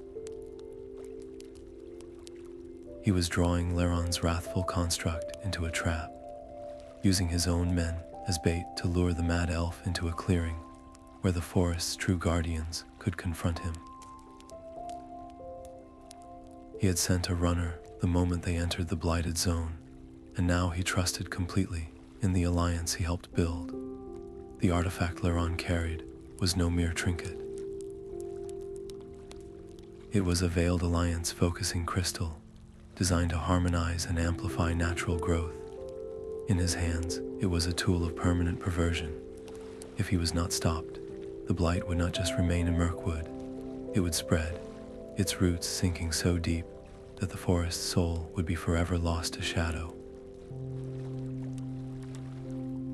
This was a battle for the very essence of the wood, a fight to determine whether it would live or become a monument to one elf's pride. As the ground began to tremble with the slow, deliberate footsteps of approaching Ents, Halbarad readied his archers on the basin's rim. Elrond's animated fortress was crashing through the tree line, a wall of thorns and rage, and the final, decisive confrontation was about to begin. The basin was no longer a forest clearing, but a crucible of warped nature. Elrond stood at its center, his elegant elven form now a horrifying tapestry of bark-like skin and pulsating black veins. The focusing crystal was no longer in his hand. It was fused to his chest, its malevolent light throbbing in time with the groaning trees. His voice was a chorus of cracking wood and bitter pride. "Join me, Halbarad," he rasped, his gaze sweeping over the advancing Ents. The guardians hoard the light of the elder days, while the world dims around us. We can use this power to restore the dominion of the firstborn, to make the forests sing with our will alone. To refuse is to choose this slow decay. The very air grew heavy with the threat, the shadows deepening as if night itself were being pulled from the trees. Halbarad felt the immense pressure of the choice, the seductive logic of using ancient knowledge to impose a perfect, controlled order. But he saw the cost in the weeping sap of the corrupted trees, and heard it in the pained cries of the forest creatures caught in the blight. He lowered his sword, his voice cutting through the dissonant hum of the crystal. "I see no glory here, Elrond, only a prison of your own making. This is not the song your people taught the stars. It is a dirge. Remember the sunlight on the Memory of Lothlórien. Remember the starlight in your father's eyes. You were a guardian of this wood, not its jailer. The name of his homeland struck a chord. Elrond's twisted form shuddered, and for a fleeting moment, the crystal's violent light flickered, its hold on the forest weakening. The grasping roots stilled, and the corrupted vines recoiled. A sliver of the elf he had been surfaced through the rage, a memory of a love so profound it had curdled into this desperate, possessive sickness. His internal war was now visible, a battle between a wounded love for his home and the consuming need to control it. But the crystal, sensing its host's wavering will, fought back. The energy building within Elrond became erratic and wild, lashing out in uncontrolled arcs of black lightning that scorched the earth and split ancient trees asunder. The unstable power was no longer a tool. It was a bomb on the verge of detonating, promising to unleash a wave of permanent corruption that would poison the heart of Mirkwood for millennia. The tragic solution became horrifyingly clear. To save the forest, they might have to destroy the crystal and the elf fused to it. As Elrond wrestled with his own soul, the crystal's light swelled into a blinding, violent glare, the air screaming with the strain of containing its imminent rupture. The choice was no longer about joining him or fighting him, but about who would pay the ultimate price to contain the cataclysm he had unleashed. The blinding glare from Elrond's chest collapsed inward, pulling the very air from the basin. He looked down at his own corrupted hands, then at the forest he had sought to rule, now weeping and broken around him. In that final, lucid moment, his pride shattered, and a terrible love for the wood surged back into his heart. He made his choice.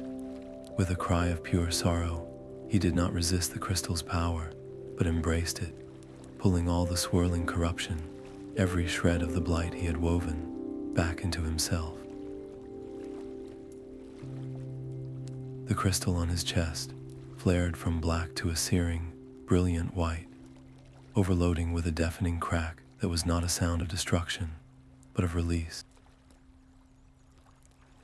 A wave of cleansing light washed over the basin, and where it touched, the oily veins on the trees faded, the grasping roots stilled, and the malevolent thorns crumbled to dust. Elrond stood for a single, silent moment, a statue of light, before he dissolved into a shower of fading embers, leaving only the quiet forest and the scent of rain on clean earth. The silence that followed was profound. The forest, freed from its torment, seemed to exhale, the normal sounds of life cautiously returning. The blight was broken, but the victory felt hollow, a salvation bought with a tragic soul. Halbarad ensured the elves of Mirkwood knew the full story, that Elrond was remembered not as a monster, but as a guardian who lost his way, and in the end, found it again at the ultimate cost. This nuanced truth became his most powerful argument when he stood before the stern and reclusive King Thranduil. He spoke not of victory, but of shared loss and a common enemy waiting in the shadows. Moved by the sacrifice of his fallen kin and the clear-eyed resolve of the Dunedain, Thranduil agreed to lend the resources and wisdom of the woodland realm to the Guardians, formally bringing the vast and ancient forest into their covenant. Yet that cleansing wave of energy had been a beacon in the unseen world, a flash of power that could not go unnoticed. Deep within the dark pits of Dol Guldur, the necromancer's gaze turned westward. His agents, who had watched the internal squabbles of elves and men with detached amusement, now saw a coordinated, knowledgeable force emerging, one that understood and wielded the deep lore of the world. The Guardians were no longer just a philosophical concern. They were a strategic threat. The secret war had just escalated from a conflict over forgotten ideologies to a direct challenge against the growing shadow in the east. Halbarad returned to Rivendell with a heavier heart and a graver report. The council listened in solemn silence as he detailed Laeron's end and Thranduil's alliance. But the most chilling news was the unseen gaze they had all felt upon leaving Mirkwood. Their successes in Harad and the north, even their victory in the forest, had not defeated the encroaching darkness. They had merely illuminated its face and drawn its direct attention. Their work had been a holding action, a desperate effort to shore up the defenses of the Free Peoples before the true storm arrived. Now, with the Eye of Sauron upon them, their quiet vigil was over. The next phase of their struggle would not be fought in forgotten tombs or blighted groves, but on the front lines of a war for the very soul of Middle-earth. The council chamber in Rivendell was no longer a place for debate, but for war. Maps of Middle-earth lay spread across the great table, their edges weighted down by daggers and cups of untouched wine.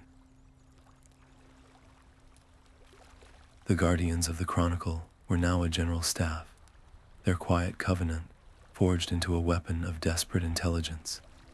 They established a chain of hidden outposts, from the misty shores of the Grey Havens to the white walls of Minas Tirith, with their primary focus aimed like an arrow at the shadow-cloaked fortress of Dol Guldur. Rangers, elves, and a handful of sympathetic dwarven scouts formed the threads of a covert network, their purpose to watch, to listen, and to intercept the dark rituals of the enemy before they could poison the land. This was a silent war fought in the spaces between battles, a race to understand the Shadow's movements before they coalesced into an unstoppable army. But the Shadow was watching them in return. Sauron's agents, led by a Nazgul whose very presence chilled the air, now hunted the Guardians with a singular, terrible purpose. Safe houses had to be abandoned overnight, and messages were now written in codes that changed with the phases of the moon. The involvement of a ringwraith was a terrifying escalation, a clear signal that the Dark Lord viewed their knowledge not as a nuisance, but as a genuine threat to his return.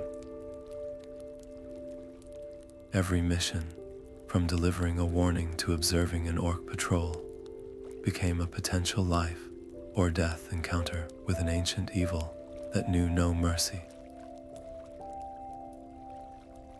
Halbarad took command of the Northern Watch, establishing his base in the windswept ruins of Amon Sul, where the Great Seeing Stone had once watched over the lands.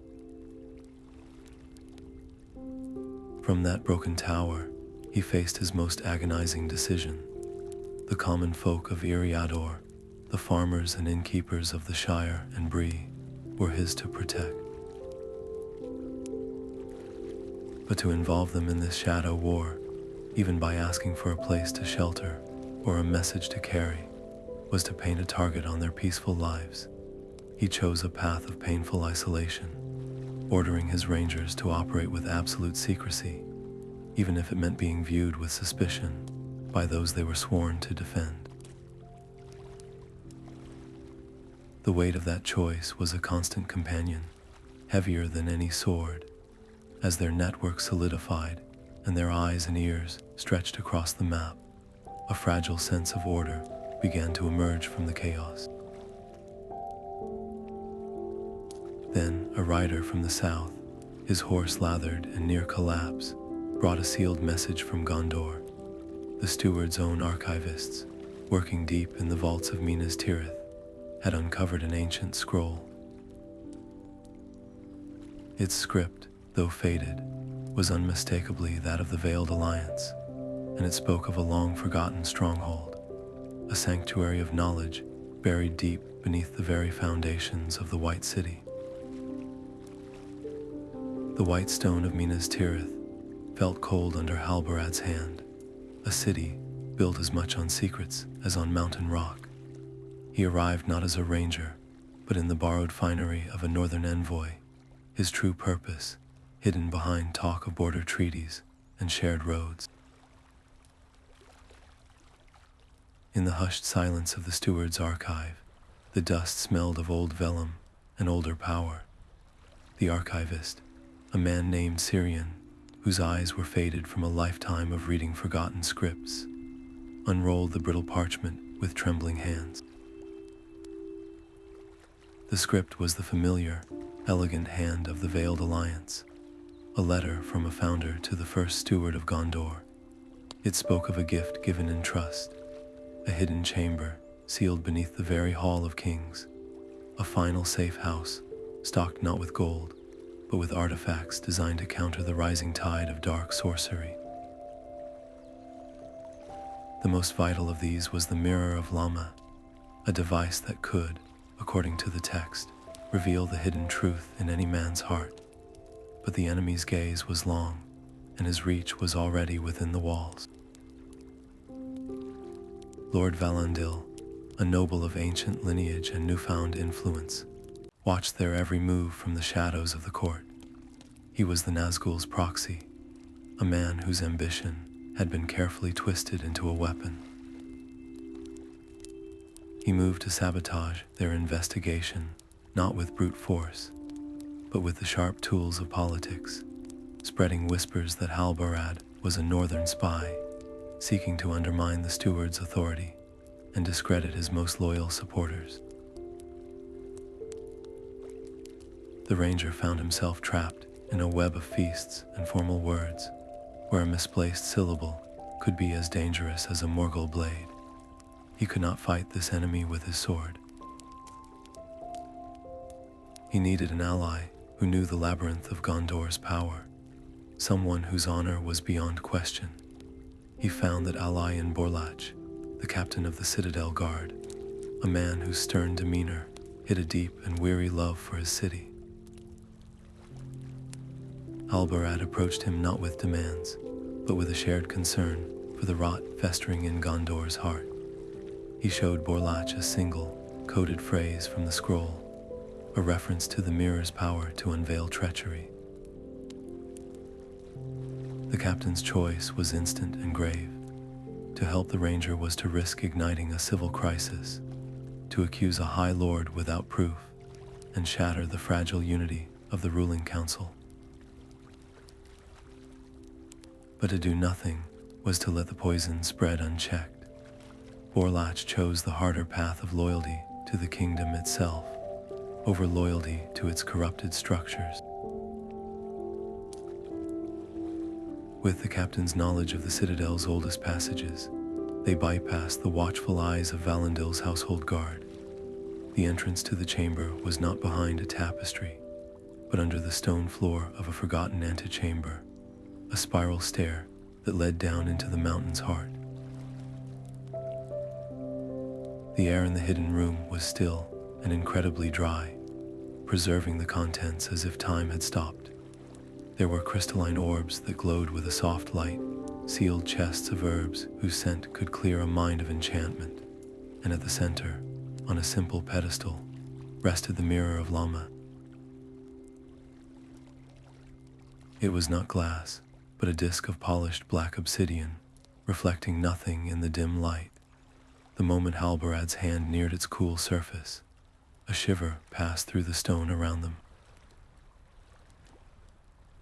The activation of such a potent artifact sent a tremor through the unseen world, a clarion call to the darkness that hunted them. High above, in the clear night air, the city's warning bells began to toll, their urgent clangor echoing across the 7 levels.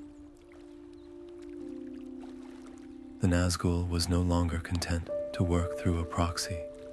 Its direct attention was now fixed on the White City, and the race to secure the mirror's truth had just become a battle for the city's soul.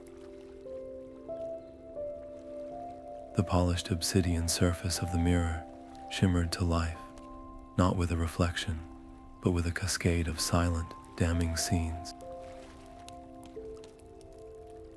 Halbarad watched as the mirror laid bare Lord Valandil's soul, showing clandestine meetings in torch-lit crypts, the exchange of coded messages with Southron emissaries, and the whispered names of other traitors embedded like poisoned thorns in the courts of both Gondor and Rohan.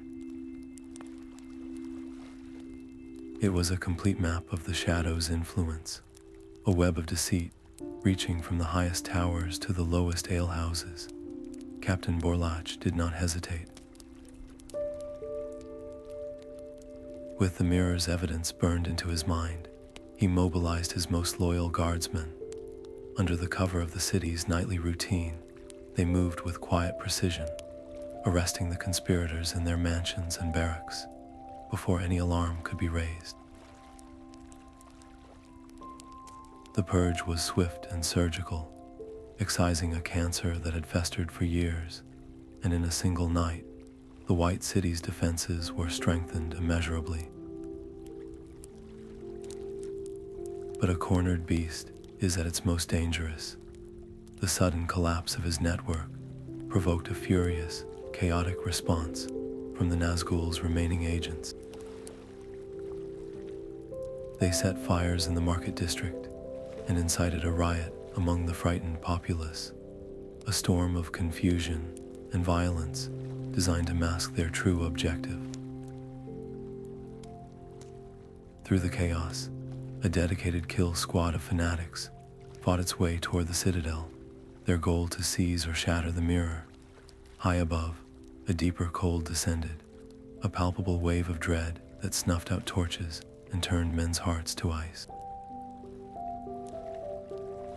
The Nazgul was coming. Halbarad stood at the narrow entrance to the hidden stair, the sounds of the city's panic a distant roar. He looked at the small band of guardsmen with him, their faces pale but resolute.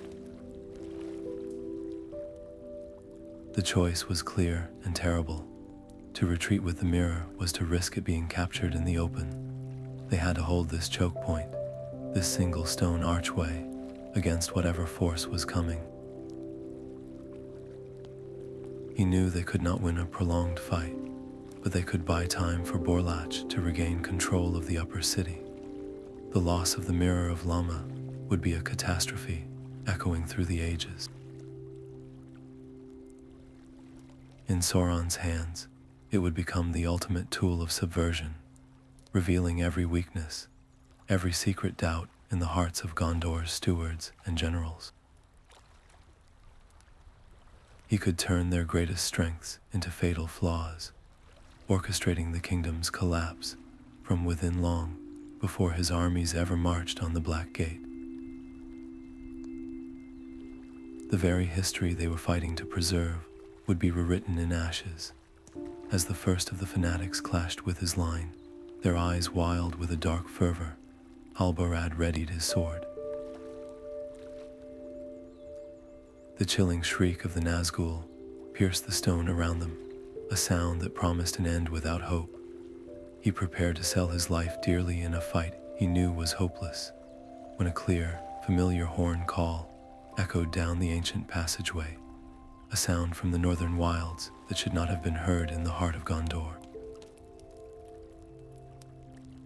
The horn call, echoing through the citadel's stone passages, was a sound from another world, a clear, defiant note against the Nazgul's shriek. From a hidden archway long sealed, Morwen emerged, her elven archers letting loose a volley of silver-tipped arrows that sliced through the fanatics like a cleansing wind. Behind her, dwarven warriors with broad shields and heavy axes formed an unbreakable wall, their battle cries a deep thunder that shook the very foundations. The tide of the desperate fight turned in a single, coordinated breath. The Guardian's arrival was not a rescue, but a declaration of unity. With the rioters swiftly subdued by Borlach's guards above, the combined force focused its wrath on the Nazgul's remaining minions in the depths, driving them back with a fury forged in shared purpose. Morwen and Halbarad fought not as separate beings, but as two halves of a single weapon. He defended with the solid, relentless strength of the Dunedain, his blade a barrier against the cultist's frenzy, while she moved with the precision of her kind, her spells deflecting dark energies and her knowledge of their enemies' tactics, anticipating every move. Their trust was now an unspoken thing, absolute and hard one. As the last of the fanatics fell, the Nazgul itself, thwarted and enraged, let out a final cry of malice that cracked the stone around them before dissolving into a wisp of bitter shadow. Its retreat was not a flight, but a strategic withdrawal, a recognition that the prize was now beyond its grasp, but the victory was costly. A stray blast of corrupted magic had struck the Mirror of Lómen, and its obsidian surface was now webbed with fine, glowing cracks, its light fading even as its final, crucial revelations hung in the air. Halbarad looked from the dying artifact to the faces of his allies, then to the steward of Gondor, who had descended into the chamber and witnessed the entire struggle. The choice was clear. The mirror's power was too great a risk. If the enemy ever seized it, no heart in Middle-earth would be safe from his scrutiny. With a grim nod from the steward, Halbarad raised his sword and brought the pommel down upon the fractured disc. It shattered into 1,000 harmless shards of dark glass, its power dissipating into the still air like a forgotten sigh. They had willingly destroyed one of the greatest artifacts of the Veiled Alliance to keep it from becoming a weapon for the Shadow. This act proved the Guardians' resolve beyond any doubt, but it also revealed the terrifying scale of the opposition they now faced. Sauron had sent a ringwraith itself to stop them, a clear signal that their covenant was seen as a direct threat to his return. They had stood against one of the nine and survived, but that survival would only make the Dark Lord more determined. Future conflicts would no longer be fought through proxies and cultists. They would be direct, brutal, and far more dangerous. With the immediate threat to Gondor neutralized and the city already beginning the long process of healing its internal wounds, Halbarad and Morwen stood together on the high walls of Minas Tirith. Their gaze was drawn eastward, to the distant, brooding shadow where the Nazgul had fled. The path of their long vigil was now clear. It led toward the heart of the darkness itself, and they both knew the final, defining confrontation of their age was rushing toward them. The road into Ithilien was a path of poisoned beauty, where the very leaves seemed to listen, and the streams ran with a faint, bitter taste. Halbarad and Morwen moved like ghosts through the ravaged woodland, their small force bolstered by the grim-faced rangers of the south, who knew these blighted lands. Their pursuit of the Nazgul was a hunt for a shadow, but the enemy left a trail of twisted life in its wake. They found thickets where thorns had grown into cruel, unnatural snares, and clearings where the local wildlife, from foxes to great birds of prey, had been driven into a mindless, aggressive fury. Every rustle in the undergrowth was a potential ambush, and every night's camp was a tense vigil against the creeping dread that sought to break their will. From a hidden outpost, carved into the white rocks of the Amin Arnon, the Ithilien Rangers shared their hard-won intelligence. They spoke of the Nazgul's frequent patrols along the very foothills of the Mountains of Shadow, as if it were guarding something. Piecing together ancient maps with these fresh reports, the Guardians made a staggering discovery. The Veiled Alliance, in its final, desperate act, had established one last vault not far from the Black Gate itself. Its purpose was not to hide from the enemy, but to study him. The lore it contained was the Alliance's ultimate secret, a ritual of unbinding. It offered a chance to temporarily sever a Nazgul's connection to the will of Sauron, stripping it of its immortal power and leaving it vulnerable, a flickering wraith that could be defeated without needing to destroy the One Ring itself. This was not a weapon of force, but of profound understanding, a key to dismantling the Dark Lord's greatest servants, one by one. The knowledge made them a primary target. The Nazgul, sensing their purpose, laid a trap of pure terror, using its power to summon a choking fog filled with the whispers of their fallen comrades. In that moment of disorienting fear, Morwen saw the grim geometry of their situation. A direct race to the vault would end with them all being cornered and slaughtered. She turned to Halbarad, her expression serene and resolute. Her past as the leader of the Shadowbinders was no longer a shame, but a tool. "I know how he hunts," she said quietly. "I can lead him on a chase through the high passes, a trail of false magic and broken wards that will consume his attention. It will give you the time you need." Halbarad's protest died in his throat. He knew it was the only way, a sacrifice that leveraged her unique history against their foe. The fate of their mission, and perhaps the war itself, now rested on a deadly deception. If they could secure this ritual and prove it worked, they would hand the Free Peoples a strategy to fight back against the despair the Nazgul embodied. It would be a crack in the armor of absolute power, a declaration that even Sauron's most terrible lieutenants were not invincible. As Morwen and her decoy party broke away, their movements loud and laced with traces of old magic, the Nazgul took the bait with a shriek of triumph, its terrible presence swerving to follow her into the jagged peaks. Halbarad and his rangers ran for the vault, pushing their bodies to the limit, their hearts heavy with the sound of their friend leading death away. They found the hidden entrance, a crevice so narrow it seemed to be a mere crack in the foundation of the world, concealed behind a waterfall that ran with icy, black water. But the vault was not unguarded. As Halbarad stepped into the darkness, a figure emerged from the shadows, a being woven from memory itself. It had no face, only a shifting tapestry of images from his own life, his greatest failures and his most private fears given solid form.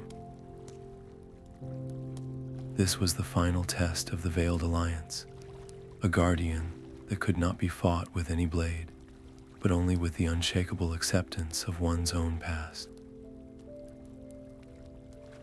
The air inside the vault was thick with the scent of old stone and regret. Halbarad stepped forward, and the cavern walls shimmered, not reflecting light, but replaying scenes from his own life. He saw the faces of rangers who had died under his command, their final moments a silent accusation. He saw the young Talon being dragged away in the dead marshes, a direct consequence of his choice to protect the locket. Each failure, each loss, was etched into the glowing rock around him, a gallery of his deepest doubts. But the walls also showed other moments, the quiet hope in a farmer's eyes when his patrol saved a harvest from raiders, the trust in Borlach's gaze within the citadel of Minas Tirith. The visions were not meant to break him, but to remind him that every choice carried both a cost and a consequence, and that his path, though stained with sorrow, had always been walked for others. From the coalescing memories, a spectral form took shape, a being woven from the echoes of every Veiled Alliance member who had given their life to protect this place. Its voice was a chorus of whispers. "You seek a power to unmake a terror. Why should we trust a mortal with such a thing? Your kind is so easily corrupted." This was not a fight of swords, but of spirit, Halbarad felt the Guardian's will pressing against his own, testing the mettle of his resolve. He could have boasted of his victories, or recited his noble lineage. Instead, he made a different choice. He lowered his head, his voice raw and honest. "I am afraid," he admitted to the shimmering entity. "I am afraid of failing again. I am afraid that my strength and my wisdom are not enough for the darkness that is coming. I do not ask for this power for glory, but for a chance, one single chance, to protect those who cannot fight this shadow." His humility, his admission of fear, was the key the Guardian sought. Arrogance would have shattered the trial. Honesty unlocked it. The spectral form bowed its head of swirling light. "The ritual is yours, Guardian, but its price is a sacrifice, not of blood, but of a hope you hold dear." The final test was a personal one. To learn the unbinding ritual, he had to willingly surrender a cherished dream. For Halbarad, it was the quiet, long-held hope of one day laying down his sword, of finding a peaceful corner of the world to live out his days in simple silence, free from the endless weight of his duty. It was a small, personal dream, but it was his. He let it go. The knowledge of the ritual flowed into him, complex and severe, its patterns of power and nullification searing themselves into his mind. As he turned to leave, the price felt like a new, permanent hollow in his chest. He emerged from the crevice into the pale light of Ithilien, to the sound of desperate horns. Morwen and her decoy party were in full, fighting retreat down the rocky slope, harried by waves of orcs and a creeping shadow that drained the color from the world. The Nazgul had grown tired of the chase. It hovered above the fray, its gaze fixed on the vault, and now on him. Halbarad had the tool, but the cost had been paid, and the final, terrible wager was about to begin. The cold stone of the mountain slope bit through Halbarad's boots as the Nazgul descended, its shriek a physical force that clawed at his sanity. He met Morwen's gaze, a single, unspoken agreement passing between them. This was the moment. He began the ritual, his voice a low chant against the rising wind. Each word was a weight, and with each syllable, he felt the quiet dream he had surrendered. The small house, the silent woods, the rest he had earned 1,000 times over to dissolve into nothing, a permanent price paid for this single chance. As he spoke the final phrase, a web of silver light erupted from his hands, striking the wraith not as a weapon, but as a surgeon's blade, seeking the dark thread that bound it to its master in Barad-dûr. The Nazgul faltered, its form flickering, its terrible will suddenly its own and horribly, terrifyingly alone. In that moment of severed connection, Morwen moved. She did not cast a spell of light or fire, but one of unraveling, using her intimate knowledge of the dark rites the shadow binders had perfected. She whispered words of negation, and the very air that gave the wraith its semblance of substance recoiled, thinning and tearing like rotten cloth. The Nazgul, trapped between Halbarad's ritual and Morwen's counterspell, became a thing of tattered shadows and impotent rage. It had no master to grant it strength, no purpose, but its own dwindling malice. With a final, fading shriek that held more frustration than terror, it dissolved into the gathering gloom of the Ephel-Juath, not slain, but cast adrift, a lost and weakened thing. They stood panting in the sudden silence, the only sound the moan of the wind through the high passes. They had not destroyed a ringwraith, but they had done something perhaps more profound. They had proven that the legacy of the Veiled Alliance, when wielded not for dominance but for protection, and at a terrible personal cost, could make even the greatest of evils falter. This was not the power of a king or a wizard, but the power of a guardian, a hidden shield that had just proven its worth against the coming storm. The wind that swept down from the mountains of shadow carried the taste of ashes and a fragile silence. For Halbarad, there was no triumphant return, only the quiet acceptance of a life forever changed. The small, personal dream of a peaceful hearth he had sacrificed in the vault was not a temporary cost, but a permanent one. He understood now that his path was not a journey with an ending, but a vigil without end. His own hopes would always be secondary, a price willingly paid to keep the darkness from the doors of the innocent. He became the steadfast anchor of the Guardians, his presence a constant in the shifting shadows, a reminder that some walls are built not of stone, but of unwavering resolve. Morwen's redemption was etched not in grand ceremonies, but in the quiet dedication of her new role. She became the chief lore master of the Covenant, her intimate knowledge of both the light and the dark, making her their most valuable scholar. Under her guidance, the recovered secrets of the Veiled Alliance were no longer hoarded artifacts, but living tools for healing.